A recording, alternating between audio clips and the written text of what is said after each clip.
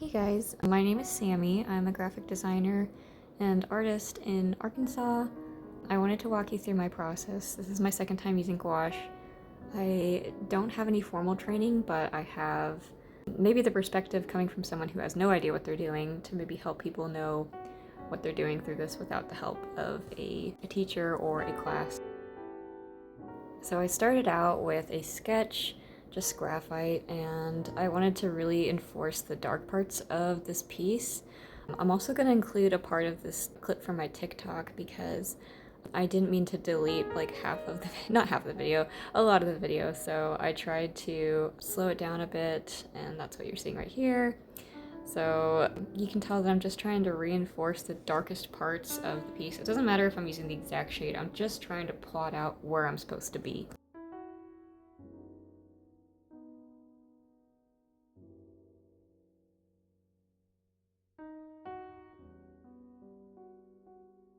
And so here you can see I'm starting to add the midtones on. It's definitely not the lightest shade of his face. He's got a lot of forehead, so I end up adding a very bright white light afterwards. And back to real time. Again, just kind of continuing to take that brown shade and just really taking my time looking back and forth from the reference to the piece, seeing what needs to be changed, just really taking your time with it. And as somebody who that is not in my vocabulary to take my time with it, it is a test of patience for sure. And I'm using a flat brush. I really like the flat brushes because you get some really interesting lines. I don't know which one this one is by. I actually think, oh, you know what? I think that I got this out of my jelly gouache palette that I got from Amazon. It's not the best brush, but honestly, throughout painting and learning how to paint, I found that the nastiest, scraggliest brushes are sometimes the best. You get a lot of interesting texture, and you'll see me use a really cheap brush later in the video that gives some really interesting texture. And as for skin tones, I end up mixing blue, yellow, and red.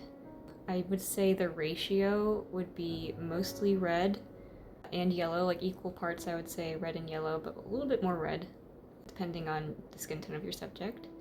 And then a little bit of blue. You can tweak this as much as you like to fit the skin tone of the subject. And I usually end up adding a wash of things later, so it doesn't matter what this stage of the painting looks like, just so long as you're making sure that you're distinguishing the darkest dark and the lightest light. Also, this might not be a popular opinion and kind of a giveaway that I was not formally trained, but I'm a believer in using black in painting. If you look at a portrait and there's black in the painting, add black. I think it can add really great contrast. I think it can make colors pop because it's so dark. Do I think that there's a better color than just the blackest black? Yes, but if you're in a bind, you don't want to have to mix all those colors to get the perfect black, unless you just have that perfect off black on hand. But right now I'm adding some red to it and yellow, and you can tell that it's kind of making more of a dark brown color. But for the eyes and a bit of the mouth, I used a black. Sue me. Now, at this point of the painting, I was starting to realize it wasn't quite looking like my grandpa at all. There was a hint of grandpa in there, and it doesn't look bad, but it just wasn't looking like him. The reference photo I had is, different skin tone, obviously, and different features in general, and something just wasn't looking right, so never be afraid to be in that stage of the painting. It just means that your brain is working to see what it needs to do next and what direction you need to go into. And for the hair, I just mixed together black and white, pretty simple, made a gray. Again, I'm just trying to plot out where I want colors, and you can always layer on top. These Winsor & Newton paints really, really layer well. And this is where I mixed up a bit of white and just a touch of yellow. And the thing with gouache is that whenever you add it on top, I know that I said they layer well, but they're still gonna have a little bit of, it'll blend into the background of whatever paint is underneath it. So that's another reason I kind of like this. because if I'm not mistaken, this is like almost all white, and it is a little bit harsh at first, but it tends to blend in. And then later I go in with like straight up white, and it does blend very, very nicely. But overall, just trying to hit the top panes of the face. You know, the nose is super light, the forehead obviously super light. There's a time skip where it dried. And yeah, my grandpa isn't like closing his eyes in that photo, so I just wanted to open them a bit, going in with a bit more of that black. I know it sounds really harsh, but whenever it dries, again, it does tend to blend into the background a bit more. I don't know. I'm learning gouache as you're learning gouache if you're watching this video. So definitely don't take this as a complete tutorial, but more so understanding gouache a bit better than the beginner does. And right here is where I took that blinding white, and I just wanted to be making confident strokes, even if I was like, ooh, that's really bright. I saw how the other whites had just blended into the background, and I wanted to just continue on that path of bravery. And obviously the forehead's gonna be catching the most light, because love you, Grandpa, but you got a big old forehead. And yeah, I just wanted to reinforce all of those light lights, and by the time I was done with that, I had a little bit on my brush that was mixed in with a bit of the skin colors, so it was a bit less harsh. And yeah, I just wanted to box in the shapes, because even though everything's blended in the reference photo, I just think it looks better to make everything a bit more dynamic. And you can see I lightened up the hair a little bit.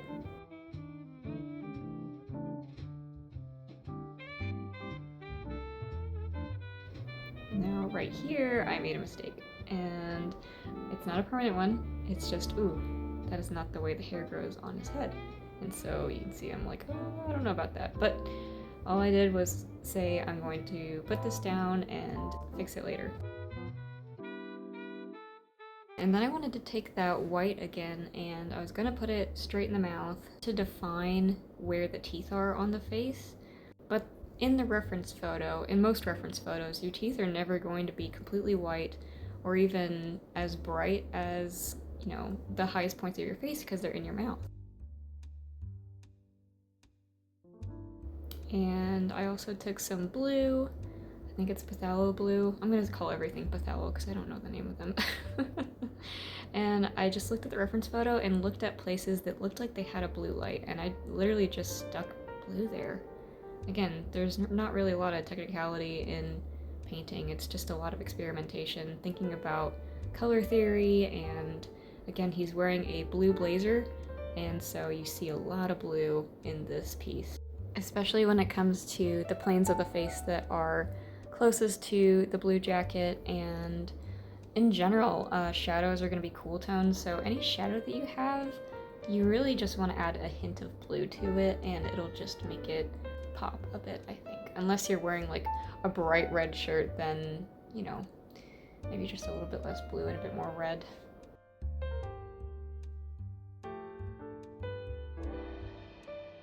At this point, there's a lot of pink still showing through from the underpainting, which I know my grandpa is very cool toned in this photo, but I just wanted to cover all my bases so everything looked nice and rich and thick, and I figured I could layer on later and just blend those out a bit nicer.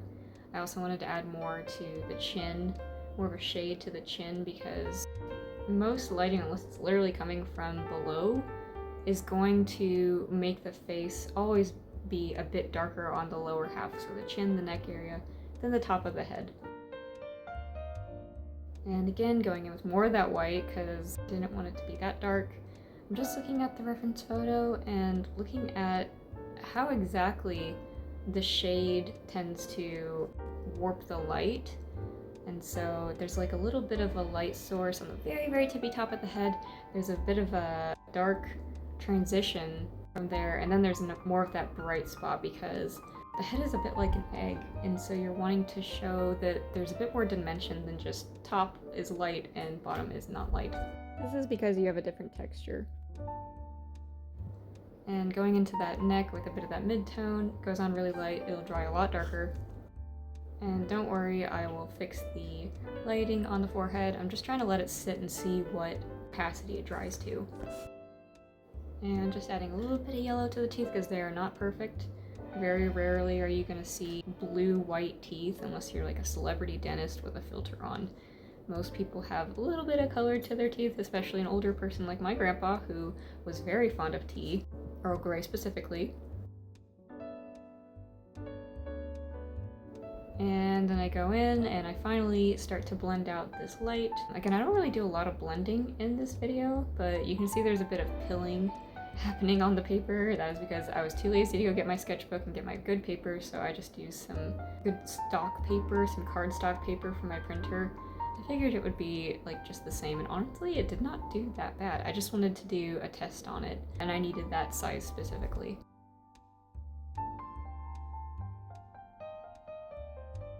Now, my phone ended up dying around this part, so it skipped a little bit of the process, but not by much.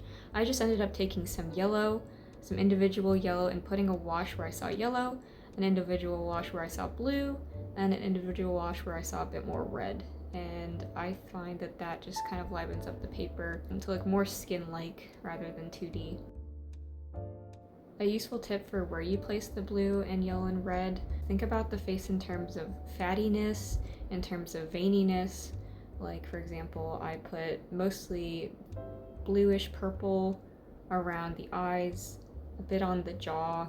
Places of heat, like the lips and the cheeks, a bit more red, and then on the cheeks a little bit more yellow because you do have that fatty area.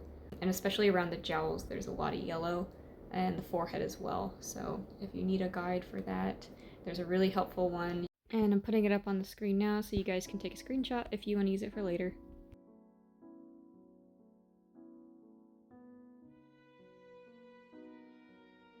And yeah, just painting in that beautiful blue, taking that really ratchet brush that I mentioned. It was literally like $1, and just creating hair-like strokes. I think it did such a good job with doing that, despite looking absolutely janky as hell. And I was like, huh, what else can I do in terms of texture? And so I ended up kind of like covering this up a little bit later, but I just wanted to reinforce the texture down on the chin because I felt like it got a bit lost in everything else.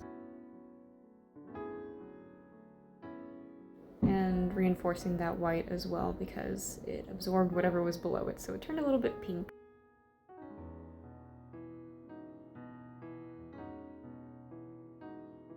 Adding some hair-like strokes with that white just so I can add texture. I find that texture is super important in a painting because if you make everything just perfectly smooth, it's just gonna look weird and have no personality. Adding some little liver spots. They're not in the reference photo because it is kind of a low quality photo, but I just wanted to add a couple little characteristics that I remember from Grandpa because, yeah, he was 90 years old. He's gonna have some spots. And yep, just reinforcing more of that white, just going back, building it up. Just having patience, I think, is really, really important with gouache.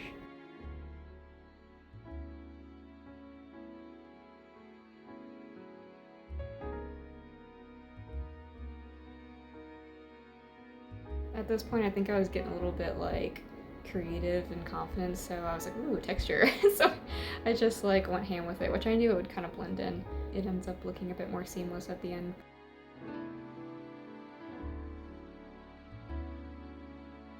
And just kind of adding a yellow to the eyelids just so that they're a little bit more hooded and so that everything is a bit more blended.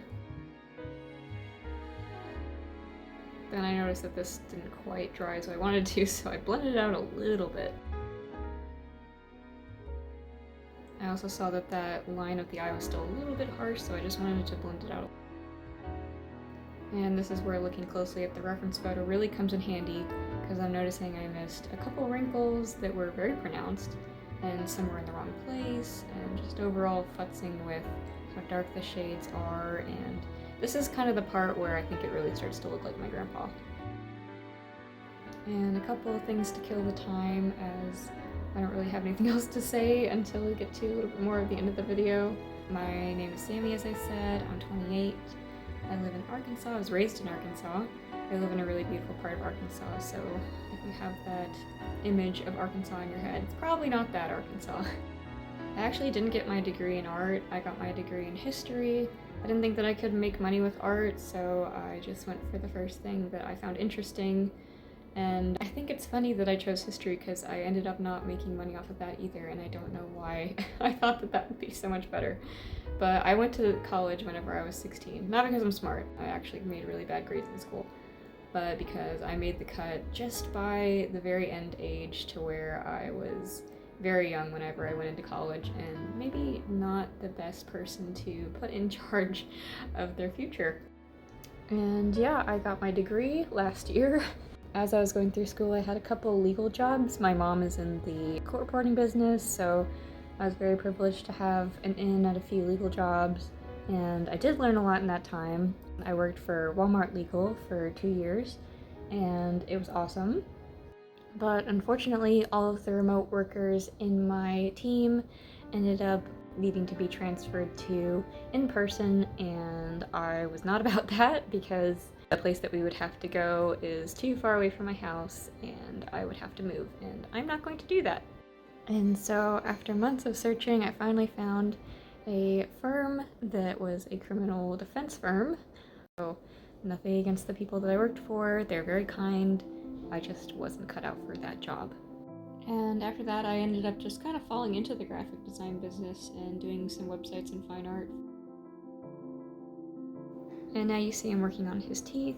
Whenever I draw teeth, I never tried to make the distinction between each tooth very decided. I try to make most of the distinction, so like the darkest part of, showing there's individual teeth, kind of towards the top of the mouth.